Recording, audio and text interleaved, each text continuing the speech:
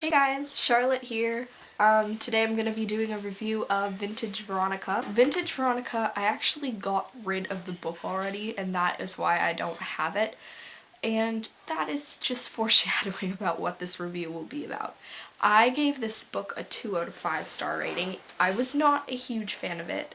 I didn't hate it. I rarely hate books, but this one I just disliked. It was actually really short, but it took me a while to read because I was actually struggling to stay with it. I don't know why I didn't actually give up. Maybe I just thought it would get better. But it's about Veronica, and she's a high schooler. I'm pretty sure she's my age. And she describes herself as fat and unlikable. She loves vintage clothes and is always wearing prom dresses. And this book takes place in the summer, and she's working at the coolest vintage shop in town, where she meets the guy that she really likes and sort of gets into trouble. I bought this book a while ago. I thought it looked really interesting, and I love books about clothes. If you've ever read The Time Traveling Fashionista, that is a really good book if you love clothes, and also has a lot of cool illustrations. But this one disappointed me because it's just, Veronica was really down on herself throughout the whole book.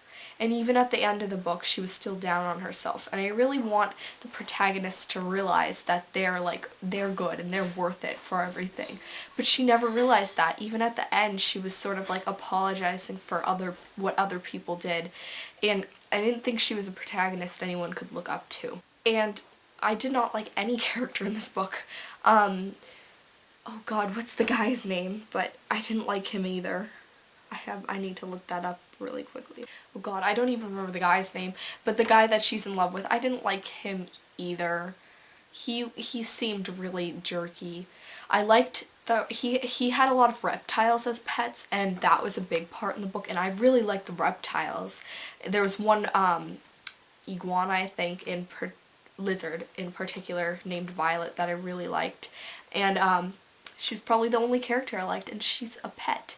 So, yeah. And also, the main reason I did not like this guy was because he was very horny. There are some really racy scenes in this book, and I was not expecting that. Like, it was very graphic at some points, so I definitely wouldn't recommend this to kids, But it's small, and it looks like an actual, middle grade read, but it's not. Just beware that if you're gonna read it. But on the clothes part, it was really interesting because she did give a lot of description about the store and about the clothes that Veronica wore each day. As I said, she wears a lot of prom dresses, but they were different prom dresses, and there were descriptions of all of them, so it was cool. And that's most of the reason it has 2 stars. I would recommend this to some people, but not to everyone. Probably to people who are diehard fans of books about fashion and books about clothes, but not to someone who's just looking for a romance, because I felt like the romance really lacked. And not for someone who doesn't like lousy protagonists. Like, Veronica was really spirited, and I felt like she just needed some more development, and then she could stop being a lousy protagonist. Thanks for watching, guys. This is a really bad review. I'm talking really fast. I need to study. I need to study for so many tests tomorrow. Why am I making a book review?